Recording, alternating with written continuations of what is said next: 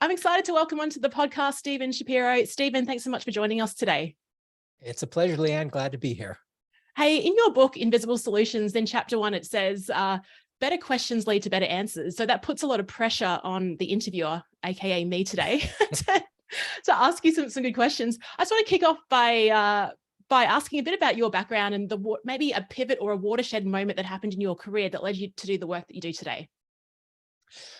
Well, back in the early 90s, so dating myself a little bit, I was at Accenture. Back then it was Anderson Consulting. And the work that I was focused on was what was called business process reengineering. It was all around optimizing processes. It was how do we make companies more efficient?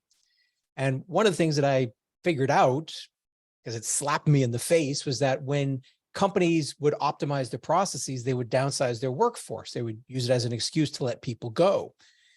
And then there was one day when I just woke up and I saw the impact of the downsizing on people's lives. And I just thought, I can't do this anymore. This is not what I want to do with my life. So I actually walked off a project, took a leave of absence, spent 6 months sort of studying my navel, trying to figure out what's going to be next in my life. And I liked working for the company. I liked the work I was doing. So I decided, well, I want to do what I'm doing, but instead of helping companies shrink, I want to help them grow.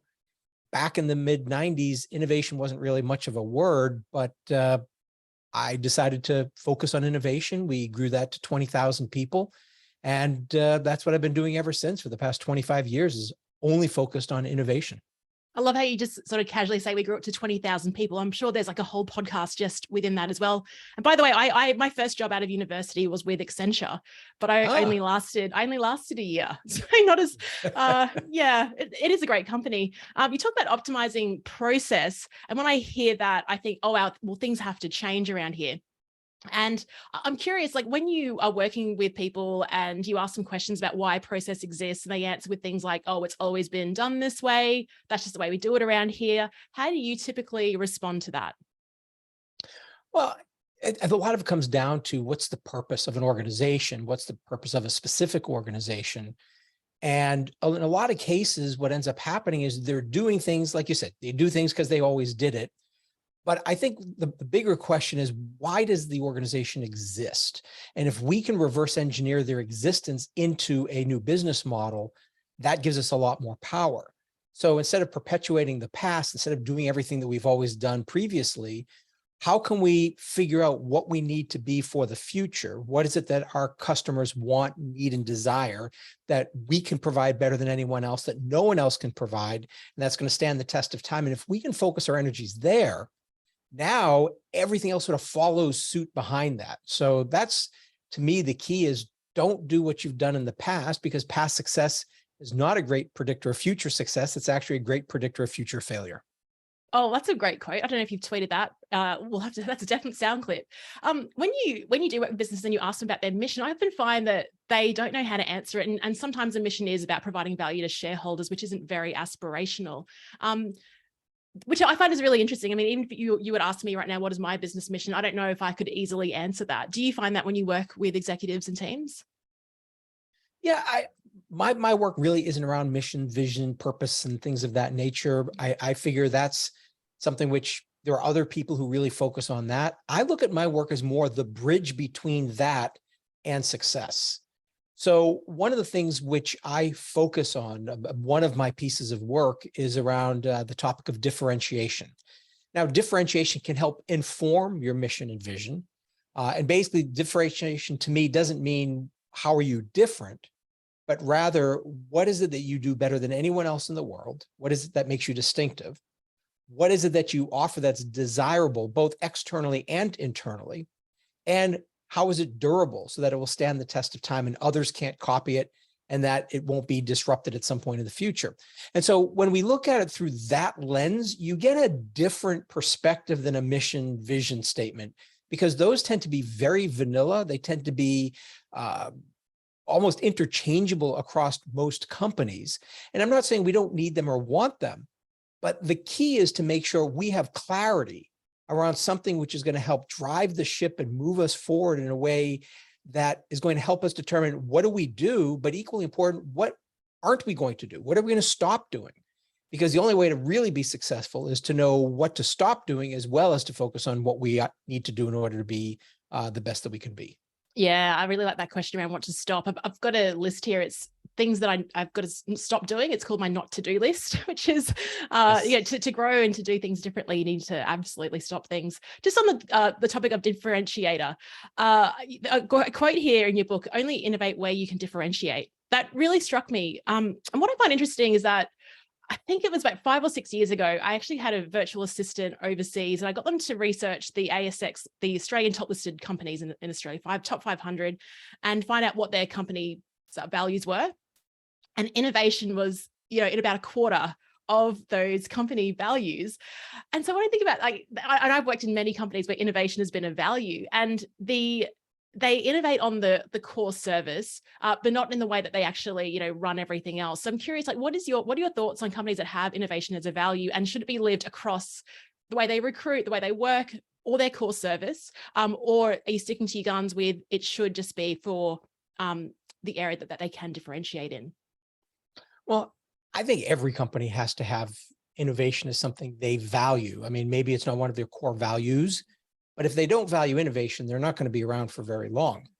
And I think the problem, though, is you look at the posters of the companies that list, innovation as one of their values, and it's like, we think differently, or we care about our customers. And they're just so bland. There's not like any company could say the same thing. So it really does come back to, what does innovation mean for you and your organization? Like, what is it really going to look like? Now, at the highest level, I always think of innovation as not creativity. It's not a lot of the things that people think. To me, the key to innovation is relevance. That's why we innovate. We innovate in order to offer the market something that they want, need, desire, will open up their wallets and do business with us. And we're the only ones that they will want to do business with for this particular capability. So what we need to do is take that concept of innovation and drive it down to differentiation, because unless you can articulate your differentiator, basically every company has the same direction. And that can't be. You can't have 3 companies in the same industry doing exactly the same work and expect all of them to be equally successful. It doesn't mean that you can't be in a space and do something in a different way and create different value, which means maybe you'll exclude some customers, but then there'll be others who are really attracted to what you do. Yeah, it is quite, I like that you put the tag on it about maintaining relevance. And what I found, the companies that have survived the last couple of years you can tell that maybe if innovation isn't one of their core values, they're continuously looking for new services to offer and how to meet the market as well. You used the word creativity there. And there was something in the book that I had no idea that this was a thing. You shared a study in the UK which associated the word creativity with negative connotations. Can you share more about that with listeners? Sure. Actually, the study, this particular one was out of Cornell University. And what they did is, so there's a test called the implicit association test, which is a way of being able to test our implicit biases, our subconscious beliefs, rather than what we believe and say consciously, explicitly. And so what they do is they pair words together, and they're doing a whole bunch of measurements. It's really, really fascinating work. Google it, implicit association test. And what they do is they found that the strongest correlation with the words creativity and change was actually things such as pain and vomit. To me, it was just because even though people say they want change, the reality is we're wired for survival. So what ends up happening is we say we know we need, at a conscious level, we know we need innovation. We know we need to be doing things differently, but it ruins our chances of survival in many respects, because what we've done in the past kept us alive. Therefore, doing something differently feels risky. So there's this disconnect between what we say and what we deeply think in an ingrained level. And that is one of the challenges with innovation, is how do you get people to overcome that bias towards what they've done in the past? Yeah, it was a real eye-opener for me, because I think I've branded myself as everything about let's take let's have change is great. And then I think, gosh, what is the association with that? And those words are quite strong. And you even said in your book as well that you don't even use the word innovation around executives. You don't use it.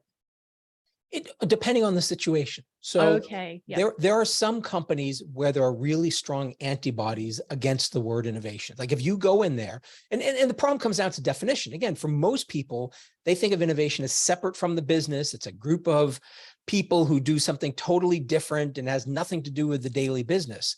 But that's not what innovation is. Innovation actually should be ingrained, embedded deeply in the entire organization. Everybody needs to be contributing to innovation in some way.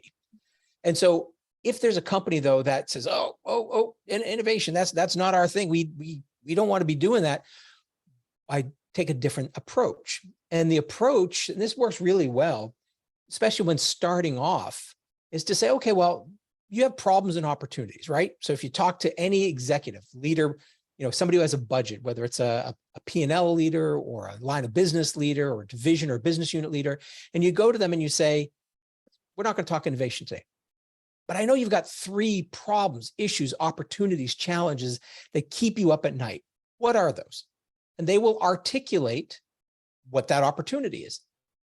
That then becomes the basis of the conversation. Now, the reality is innovation is not about ideas. It actually is about solving problems. It's about being able to tap into opportunities. So really all we're doing is changing the language so that we can make it more accessible to people and meet them where they are rather than creating something which feels foreign to them.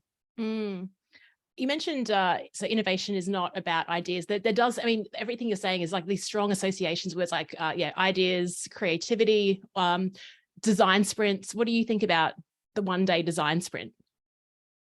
I think those are great as long as, and I think the key with all of this is we get so focused on quantity of ideas and we get so focused on everybody's opinions and suggestions that we lose sight of what matters.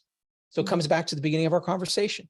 An organization has to be designed around, reverse engineered around what is its purpose. And when I use purpose, it could be how you differentiate. So not all opportunities are going to be equal. Therefore, if you're going to do these design sprints, if you're going to do hackathons, whatever it might be, don't just try to solve any old problem. Try to solve the problems that are differentiated problems. Try to identify the ones that if you could solve it would actually give you an extremely large return. And if you can focus there, that's going to give you the greatest impact. So it's not about quantity of ideas. It's not about getting lots of people engaged. That's part of the process. But it really is trying to figure out, if we have a limited amount of resources, where do we focus our energy to get the greatest bang for our buck so that we're really going to have a great return? And let's face it, at the end of the day, certainly publicly traded companies, whether we like it or not, shareholders really are an important stakeholder. And so we need to satisfy what they do. And the only way to do that is to make sure we're efficient and effective in the way we deliver change. Yeah, it's rather than that sort of scattergun approach, it's what is this focused towards? Is it an aid of the purpose? And that was another thing. I think, we are in a situation with society now, it's all about, inclusion, hearing from all voices. And again, you shared this, something that happened in the UK when they put out a vote to name a boat, which is like, this example was classic. I mean, I'm sorry I'm getting you on here to share these stories, but they're awesome. And like, again, it's a good, I mean, yeah, I'd love you to share the story and then maybe what the lesson is in for that in terms of stop casting the net out wide and asking for everyone's opinion. Yeah, so this one was out of the UK just a handful of years ago. And they had this, I think it's like a 300 million pound Arctic explorer that they built. And they decided to ask the citizens of the UK to name it. And so people could submit their names that they liked, and they could also vote on the other names that people submitted.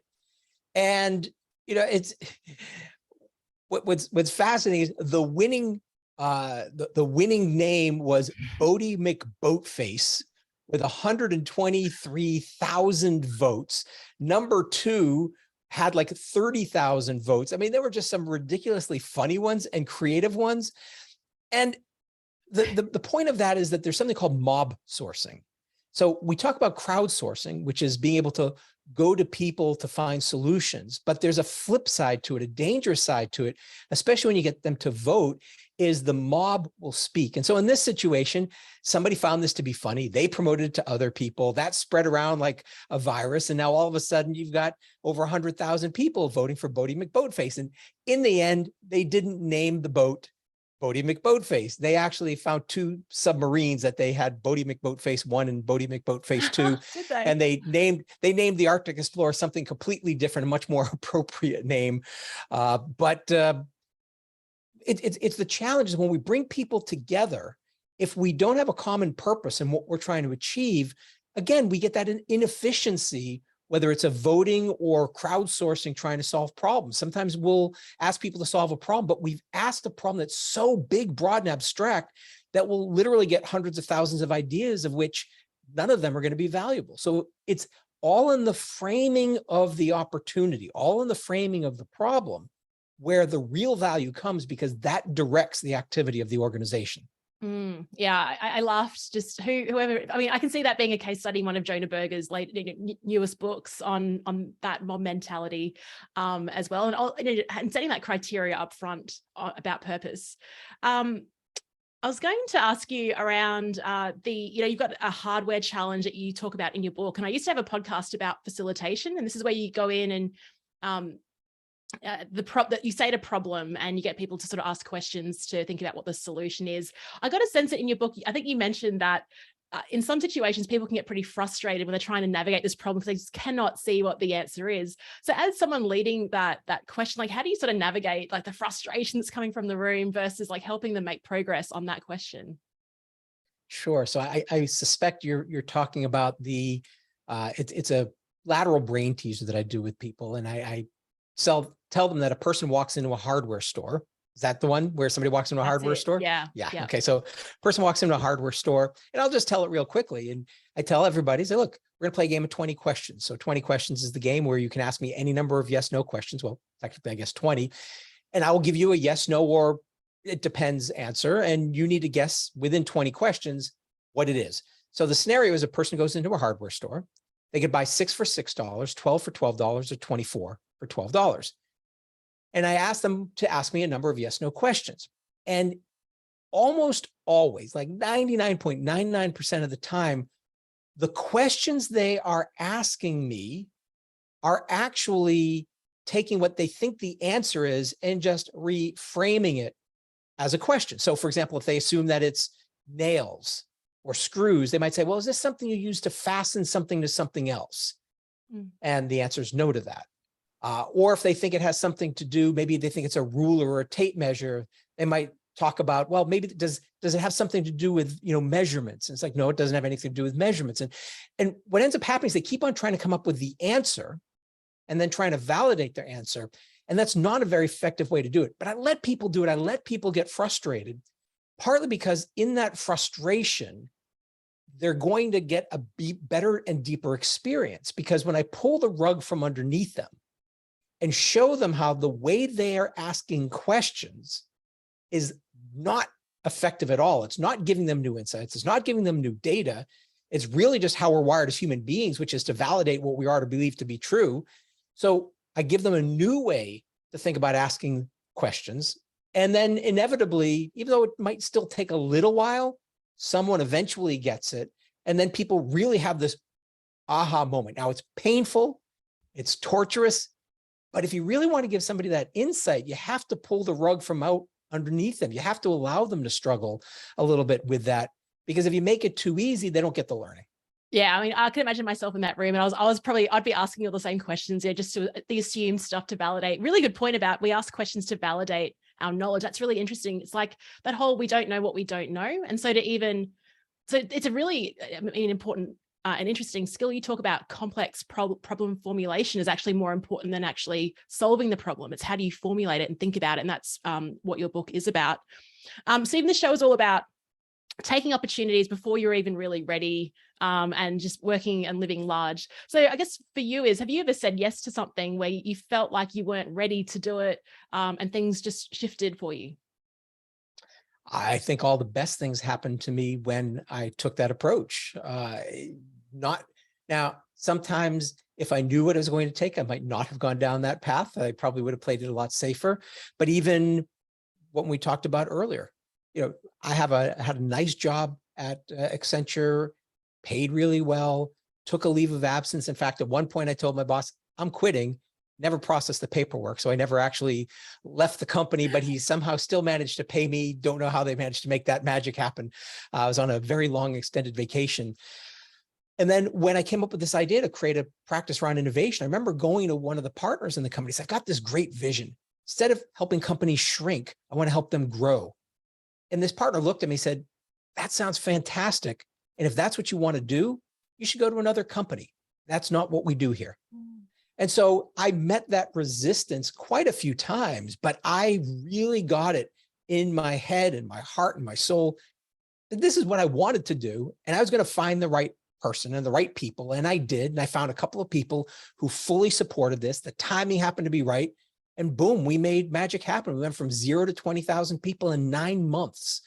And, it just, to me, was just an incredible experience to get that support. But there was also those 6 to 9 months of nothing happening and not knowing if anything was going to happen. That was a little scary, but it worked out in the end. Yeah. I mean, did you sleep at all during those 9 months of growth? That's insane. It was, fortunately, we had an amazing team. It was not like me, but we had a core team of people. We had about a dozen people who were working on content and organization structures. But then we started to engage larger circles of people. So we identified and handpicked 200 people who were just really great at this work already. And we just gave them our methodology for doing it. And then we put them all through a program, a 3-day program, where we helped them standardize what they were already doing around our process. Those 200 people then delivered a total of 200 training sessions to an average of 100 people in each training session to get to our 20,000 people. So the hard work was actually done by a lot of other people. And I think that's really the key with anything is if you look at yourself as the bottleneck, or if you are the bottleneck, or if you're the one who think you have to do everything, you're never going to get something big like that done. We needed to give up control. We had to believe that the dozen people who are developing the content were going to do a great job. And the 200 people who are delivering the program, they were going to do an amazing job. And that was really the key, was finding the right networks and the right people.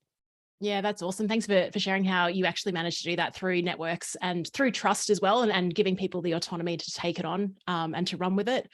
I'm sure, like, you've published quite a few books, you've got your cards as well, you're prolific, you got your speaking, you're always out there in the public square, as Alan Weiss would say. Let's just say that, Stephen, you got a new idea today and you're like, this is amazing, I need to run with it. What would you do next? Whoa, you sort of caught me at an interesting time in my career, because I'm reevaluating so much. I've had my own business for 20 years now. And so I am really asking myself that question, is like, what is the next thing that I'm going to go do? And I think that the key is clarity drives efficiency. So everybody has a different approach. I mean, some people, their approach is to, try a lot of different things. And I do that too. I do try a lot, but at the same time, sometimes I just need to sit and really get clear about what do I want to achieve? Like, what is important to me as a human being? What's going to be important to my clients and my customers? And then from there, hopefully things start to rock and roll. And I'll give you an example of how it works and how it doesn't work. So Invisible Solutions, the book that we've been primarily talking about, I wrote that 2 years ago. I locked myself in a hotel room with a pretty clear vision of what I wanted to achieve. And look, it wasn't a new concept for me. I had 10 years of material and research already developed. And in 3 days, I had the very, very rough first draft of the book. Within a couple of weeks, I had something which I thought was reasonably good. And within a matter of weeks, I was already sharing it with some clients for their feedback. Now, there was a lot of editing that it took to get it to the next level, but that happened because I had that clarity. I'm working on another book right now. This book I've been working on for, 9 months, 12 months. It's been a long time. And I can't, even though it's content I've done for 25 years. So I have deeper understanding of this content because it's the core of my work around differentiation. But the book, I'm struggling because I don't have that clarity around the purpose of the book, who's the book for, what's the transformation I want to see, and the people who read the book, what's the book going to do for me as a human being? Like, what do I want to achieve? And so this book is painful. It's torturous. Now, when I'm done with it, I think it's going to be probably my most powerful and most amazing book. I just have no idea what it's going to look like or when it's going to come out, and I have to be comfortable with that. So those are two different contrasting ways of working when it comes, at least to a book, as an example. Yeah, no, thanks for sharing that and being so open with that. Because I'm the same. I've got this 50-page book proposal here, and it's like just everything that I've delivered, and it's important to me. And it just is like the same thing back to purpose. It's like, what is the point of this? And I haven't landed that yet. So it's just this sort of ambiguous book that's just sitting here. And I'm hoping that I wake up one day with the answer. I don't think that's the way, though. I think I need to like give myself space, because I think my compulsion is just to start like listening and consuming information to try and solve it. But your approach, or the one approach that you've taken, is to just to isolate and, just get inside, look inside and see if you can get the answer there. Yeah. And I think it comes back to the all important question of why. So like with the book, why am I writing the book? Now, some people write books because they make money off of books. That's a very clear why. Books are not my primary source of income, but I also don't want to view a book, like a lot of people do, as just a brochure or marketing material. To me, it's more than that. And this book, to me, I'm really looking at it at a much deeper level in terms of the impact in the reader, the impact in the world, the impact in my business. And so until I get clarity on all those different forms of impact, the writing is going to be difficult. So getting that clarity of that, what are we trying to achieve with this? What does it make possible? I think that's just such an important question to answer before embarking on anything. Yeah, and I think you're right. And then the writing becomes easy because you got that clarity. It'll just flow from you. But when it's just, it's really hard to write anything on that, and it can stall you. We'll move to the rapid round now. So just a few questions for you. So Stephen, what is a book that has shaped the way that you think? Well, yeah, I'll say what just comes to mind right now, given we've been having a lot of conversation around purpose and meaning. Probably one of the books that I've read, I'd say probably the most, is Man's Search for Meaning by Viktor Frankl, which is, many people know the book. It's basically his writings while he was in a concentration camp during World War II. And what he found was that the people who had meaning in their life could actually find a meaning were the ones who survived. And so I love that concept of, figure out what is that meaning. To me, it's more than passion. It's like, I really love the word meaning. So I'd say that's probably been an impactful book that I go back to a lot. Yeah, that fabulous book. I've got a copy of it. Probably time to reread it as I go through navigating what I'm doing next as well. Hey, what's a favorite app or tool that you recommend, or that you love so much that you use it all the time? Well, the one that I use all the time now is Zoho, which is basically a CRM, but it's more than a CRM. I mean, I run all of my accounting on it. I run all my invoices, my contracts, all of my email campaigns. I mean, basically it's everything in there. Now, that's not really an app. It's more like 50 different apps within Zoho. For the traveler, one which a lot of people know about, but the one that I like is TripIt Pro, which is just now that we're starting to get back onto planes, I can't imagine not having TripIt Pro in my back pocket or in my phone. Yeah, TripIt's great, and it sort of will notify you when a flight's delayed before the airline even notifies you. And you've been to Australia, didn't you say? You've been scuba diving up north in North Queensland? Yes. Port Douglas, one of my favorite places. I went diving there several times, so I always call that my spiritual home, because it was just scuba diving for the first time was just a very spiritual experience, and I love it there. That's amazing. Yeah, I did my scuba diving ticket in Thailand, but which is ridiculous because we got the beauty up north. Hey, what's the song that gets you fired up? Song that gets me fired up. There's a bunch, but one, it's an oldie, but Chicago's Make Me Smile, which is the first part of a much longer ballad that they have. But I don't know, that one just, the drums and the beats, and I don't know. There's so many songs that get me going. Yeah, you don't have to justify it. You don't have to rationalize your favorite song and a favorite quote. I'll give you one that was never actually said, but I still like it. Einstein is quoted as saying, he never said it, but I like it anyway. He said, if I had an hour to save the world, I'd spend 59 minutes defining the problem, 1 minute finding solutions. So I like that. Really what he said was something much more complicated and convoluted, but it comes down to the formulation of the problem is more important than the actual solving of the problem. So that's one which I always like. And then there's Will Rogers, who said, and I'll get it wrong, but something to the effect of, it's not what you know that gets you into trouble. It's what you don't know that ain't so. And I think that's always a good thing, is we have blind spots, we have beliefs that aren't true. And if we don't overcome those blind spots and assumptions, we're going to be going in the wrong direction. Oh, that's so good. It kind of reminds me, I was in a group coaching program the other day, and a guy was like challenging me on something, and I was just resisting it and like, arguing back. And then a couple of days later, I thought, he's right. So anytime you sort of encounter that resistance or something that is challenging you, it's good to really sort of think about and contemplate from that perspective.